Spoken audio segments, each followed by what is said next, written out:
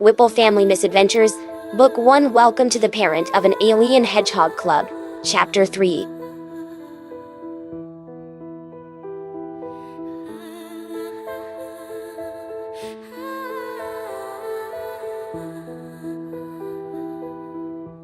I have been wondering, how did you get here? Not my house, but here, on this planet. A few days ago, I found this really nice piece of bread, and it wasn't even bad or burnt or anything, and I didn't even have to steal it. I just found it. Someone had left it. Can you believe that? I'm not sure why someone would do that, but maybe they had enough that they no longer needed it? I wonder what that's like, having enough food that you can just leave some laying around. I don't mean to interrupt, but what does this have to do with you arriving on Earth? I'm getting there, let me finish. Sorry, please continue. Anyway, I found it. I was trying to find a place to hide it when suddenly a bunch of people attacked me and they stole it. It was mine and they stole it. I've seen them before. They're all older and bigger and always mean to me. There were 5 of them and I couldn't fight all of them at once. Every time I tried to focus on one, another one would do something to break my focus. I barely got to eat any of my bread before they took it, but I was so mad about it that once they left, I followed them for a while, and when they finally stopped to go to sleep, I used my powers to steal not only my bread back, but their entire sack. When Silver looked up at Wade, his eyes were shining. And when I looked inside, I found this little brown bag that had these cool teleportation rings. I know how to use them, but I haven't done it a lot. But then the lady who was supposed to be on watch noticed, and they all woke up and were coming toward me, and they looked really mad. They all had weapons, so I threw a ring and ran. But they followed me through, so I just kept throwing rings to try and get away from them. I went through a lot of places. I wasn't really paying much attention because they were still chasing me. Finally, I threw several rings at once and dove through the second one, and I landed here in the snow, and no one else followed me through it and it closed. I dropped my bread while I was running, and then I walked for a while, and then I got attacked by that car, and then I met you. Do you have any more of those rings? No, I used them all to get away. I have another question. Why do you smell like smoke? You go rolling around in a campfire or something? No. Wade studied him carefully. He hasn't really noticed the night before, but looking at him now, this kid was not the cleanest. Even without getting close up to take a good look, Wade could see his fur was smeared with dirt, ash, and who knew what else. Almost immediately, he knew what the next thing on the agenda would be, and had a strong feeling how much Silver wasn't going to like it. Kid, have you ever taken a bath before? I didn't take anything. That made Wade chuckle. Not what I meant. I mean, how do you keep clean normally? Oh, like this. Reaching up, Silver used his fingers to shake out his quills and smooth them back a few times. See? Almost immediately, Wade knew this meant he couldn't just toss him in the shower and hope for the best. He would need to supervise. The only problem was the kid's powers. If he was strong enough to somehow freeze an adult male in place and make a car float in the air at the same time, he would be more than capable of evading him for a bath.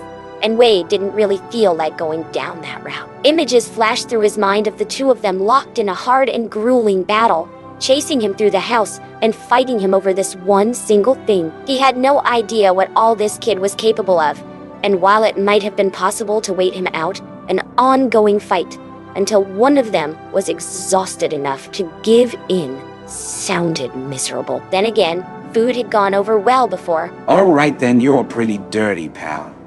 I don't have that strong of a sense of smell, and I can literally smell smoke on you.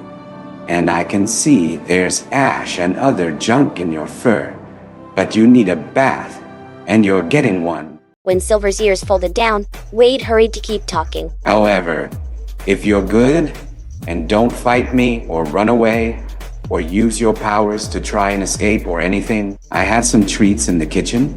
You can have one if you're good. Okay? That got him a long stare. Treats? Yeah, ice cream. It's delicious, I promise. You'll love it. Can I have it now? No, be good and take your bath. No running or fighting me over it, and you'll get it when you're done. Now come on. Okay. Wonderful. He led the very slow-moving hedgehog toward the bathroom. Okay, shoes and gloves off, and if you had socks on under those, take those off as well. Leaning over, he flipped the switch in the tub to change it from shower to bath, and then started to run the water. There was a gasp behind him. What? He already removed his boots. Silver leaned over the side of the tub, those yellow eyes massive as he looked in the water. You have clean water in here too? Yes. Now listen, I'll help you this time, so you know what to do from now on. But only this time. Okay, Help with what? cleaning you up. Taking note of how small the hedgehog was, Wade decided to sit on the floor to save himself from back pain. If these hedgehogs were this size now, he wondered how tall they might be when they were full grown. That's really clean water. We shouldn't use it for bathing. Don't worry, there's plenty of clean water, I promise. Now stop stalling and please remove the rest of your attire. He got a dark look in response, but Silver sighed and removed the threadbare socks and gloves, revealing that the marks on his gloves were also on his hands. Gingerly laying those aside, he didn't bother with the metal cuffs. You want those to stay on? They'll get wet. After a pause, Silver removed those as well. In you go. Do you take baths? Wade reached for the bottle of shampoo as Silver used his glow powers to float instead of trying to climb over. Poor kid, as an alien in the human world. He was the size of a human toddler. Navigating a world built for those much bigger than him looked difficult. No, really. I usually take a shower. You can take a shower in the future if you want. But today, you get a bath. Wade opened the bottle and started to squeeze shampoo over Silver's head, eliciting a squeal. It's okay, it's just shampoo. Give me your hand. He said, and poured more into his palm. Now, you're going to rub that all over your body and into your fur. Why? It's how you get clean. Do it like this. He very gently started to work shampoo into the hedgehog's quills. 10 minutes later, the mood in the bathroom was quickly turning darker. I don't want more shampoo. I know, buddy, but you're not clean yet. Look, Wade pointed to the dirty water pooling at the bottom of the tub. He had already scrubbed him up twice, and there was still more dirt, ash, and who knows what else coming out. If Wade had to guess, this poor kid hadn't taken a bath in years.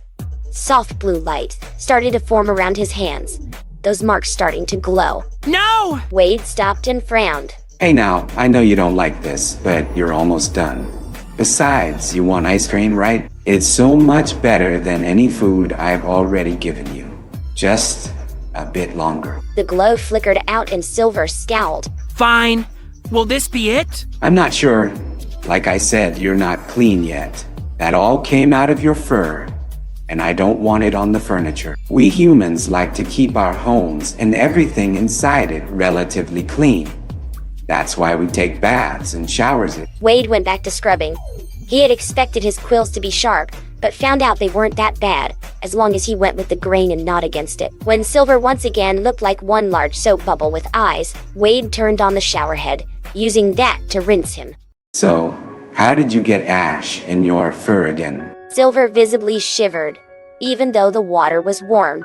I couldn't get away from it. That made Wade pause, and he turned the hedgehog so he could look at him directly. Why not? Because it's everywhere. That was rather strange. Any reason there would be ash everywhere would mean that there was also fire everywhere. Finishing with the shower head, Wade returned it to its hook and yanked the shower curtain shut, dripping with water.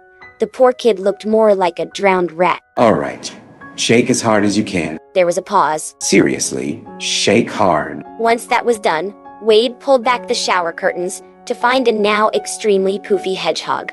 To his surprise, his true fur color was far lighter now, very pale gray, almost white. Much better. Wade reached for a towel and held it out. Come on. The wrapping him in a towel, Wade lifted him out and started to tousle him dry. All done. He promised, setting the bundle down. You finish up and put your gear back on. I'll get your treat. Casting a quick glance towards the now filthy tub, Wade decided he would deal with it later. That, and the dishwasher that needed to be emptied, and the trash that needed to be taken out, and the carpet that needed to be vacuumed. That was the hardest part of living alone, having to remember to do all the chores himself. When a very fluffy Silver came out a few minutes later, using his fingers to smooth down his fur, Wade presented him with a bowl of ice cream and smiled as he tore into it, clearly enjoying it. Glad you like it? Wade prepared himself his own bowl, noticing how Silver generally ignored all silverware. either using his fingers or his powers to get the food into his mouth. It was a messy process. Use your spoon. It works better. Silver shot him a puzzled look. You never used silverware before. No. Silver put the empty bowl down. Wade frowned. Wherever this kid had come from, it didn't sound like a pleasant place. So, you didn't have silverware, you have to hunt for food and water? There was no plants, and there was a lot of fire. You lived in an apocalypse. A what? An apocalypse, it means destruction, either by a natural disaster or man-made. Yeah, that's what happened. Wade didn't know what to say. He couldn't imagine living in something like that. I had never heard of Sonic or Tom mention anything like that. No wonder you can't go back. Wade muttered. How? Nothing, anyway.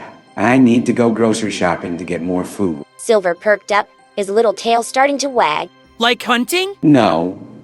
Like going to where food is and buying it.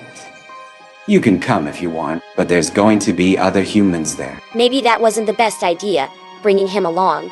But he also had to get used to being around humans, even if they had a way to send him back to his planet. Now knowing what he did, Wade wasn't sure if he could live with himself if he did. That one sentence made the hedgehog falter. He paused and thought about it. A lot of other humans? No one's going to hurt you. I promise. They'll just be there getting their own food. And most of them have seen Sonic before. When Silver didn't say anything, Wade smiled sympathetically. Or you can stay here. No, I want to see your food place.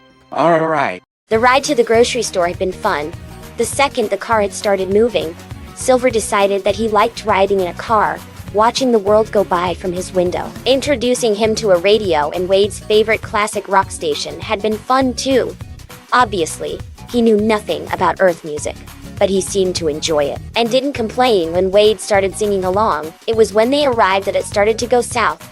And all because of one little girl, the second they walked through the doors of the grocery store. Wade did have to admit that Sonic had done the hard work of mostly getting the town over the fear of seeing talking alien hedgehogs around, and mingling with humans. Except now, most of the people had moved on to the next stage, which was being extremely curious. He could hardly blame them. He'd been pretty curious himself, but it still made things difficult. He didn't want to keep Silver locked in the house, away from everyone and everything. From what he had said so far about his life back on that other planet, it had been lonely and miserable, a desperate game of survival. Wade thought as long as he was here, he might as well get to enjoy some of the nicer parts of this planet, but that also meant dealing with very curious people who treated him like a tiny celebrity. The little girl was one thing. She just wanted to know if he could also run fast, but then the other people saw him and stopped what they were doing to stare, to whisper, and point, until another person approached to ask if he was also an alien. The one person was enough that more and more turned in their direction. More people began to speak aloud and head closer to them. They wanted to ask about his planet, about the powers he had, if they could see him demonstrate his abilities. What else could he do? How many other kinds of animals were on his planet? What was it like there? How tall would he get? What kind of food did he eat? Until their questions became smothering. Seeing the look of distress on Silver's face, Wade suddenly realized the hedgehog might see this as something he'd need to defend himself from. Another time, Wade might have frozen up or become worried and tongue-tied, but he didn't have time to do that now. Lol. That's enough. Leave him alone. He's not a zoo exhibit. He's a kid, and we're trying to go grocery shopping. There was an air of disappointment, but people obeyed. After a moment, Wade strode forward, taking one gloved hand in his own, and kept walking. There were still stares, but at least now, people kept their distance. Privately, Wade couldn't believe he had just done that, and without getting blustered. It was nothing like he normally was. Why do they do that? Because you're different, and they're curious. If I showed up on your planet, you think people there would be curious about me? Maybe. For a moment, he concentrated on keeping up with Wade. It didn't look like he was going to attempt to float with all these people around, which meant he had to work harder to keep pace with someone who had much longer legs. I still don't like it. I know. I'm sorry. Wade felt a pang of guilt for not stopping it faster. Suddenly, he remembered that in the commotion he had forgotten to get a cart and doubled back to fetch one. The more you go out in public and the more people see you, the more they'll get used to it. They'll lose interest. He quietly thought about the cruel irony of the fact that Silver would have to offer himself up enough until people finally got used to seeing a hedgehog around that it was no longer something to gawk at and just became a normal part of life. Tugging a cart loose from the line of them, he looked down at the gray hedgehog, nervously watching the other people in the store. Do you want to sit in the basket? Wade asked, waiting until he nodded, then picked him up and set him so he was sitting inside it.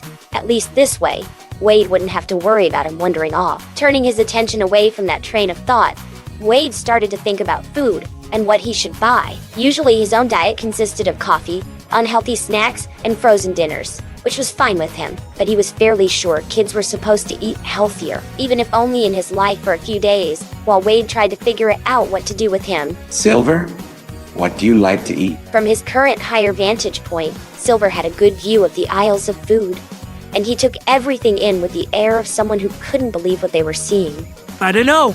Usually what I find looks old and smells and stuff, not like this. Another casual, horrifying revelation that made Wade feel bad for him. All right, we'll just try a bunch of stuff, okay? With that said, he started to toss items into the cart.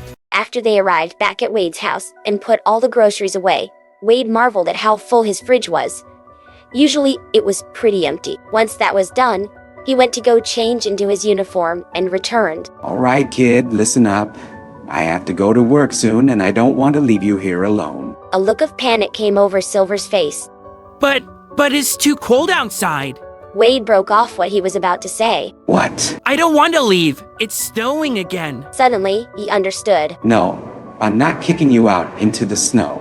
I'm taking you with me to work. I don't know what I'm going to do with you, but I promise I'm not just going to toss you out. Even if it wasn't snowing and freezing outside, I'm not going to force you to be homeless, all right? All right. Reaching down, Wade ruffled his quills. Now, get your shoes so we can go. Arriving at the police station, it was empty. There was a note from Tom saying he had gone to help someone dig their way out of the fresh blanket of snow coming down, and then was going home after that. Shaking his head slightly, Wade sent him a text, telling him he had gotten his note, that Silver was with him, and that he had changed his mind about wanting to meet Sonic. Less than a minute later, he got a response saying Sonic had raced out of the door upon hearing that, and was most likely on his way here. Wade liked Sonic. He really did. He was a good kid, and if that incident with Robotnik that proved anything, was that he cared about people a whole lot. However, he still thought Sonic was a handful, especially when he was being hyperactive. Secretly, Wade was glad that he hasn't turned up in his garage, as he probably would have been overwhelmed by Sonic easily. Moments later, the front door all but blew open, and a blur came racing in, already talking. You're a hedgehog like me. Can you run fast? Why do you have those bracelets? What are those marks on your gloves? What's your name?